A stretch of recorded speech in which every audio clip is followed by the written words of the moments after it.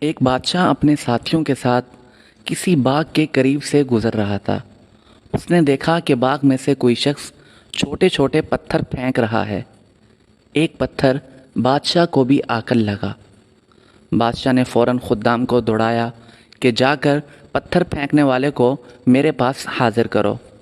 چنانچہ خدام نے ایک گوار شخص کو بادشاہ کے سامنے پیش کر دیا۔ بادشاہ نے اس سے پوچھا، یہ پتھر تم نے کہاں سے لیے؟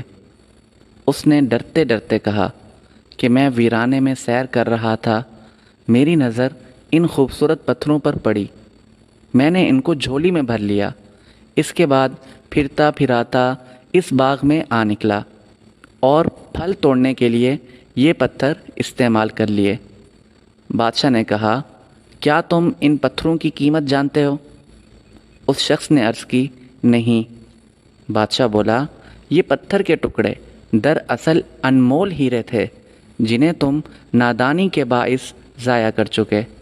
اس پر وہ شخص افسوس کرنے لگا، مگر اب اس کا افسوس کرنا بیکار تھا کیونکہ وہ انمول ہیرے اس کے ہاتھ سے نکل چکے تھے۔ دوستو، اسی طرح ہماری زندگی کے لمحات بھی انمول ہیرے ہیں۔ اگر ان کو ہم نے یوں ہی بیکار ضائع کر دیا تو حسرت اور ندامت کے سوا کچھ ہاتھ نہ آئے گا۔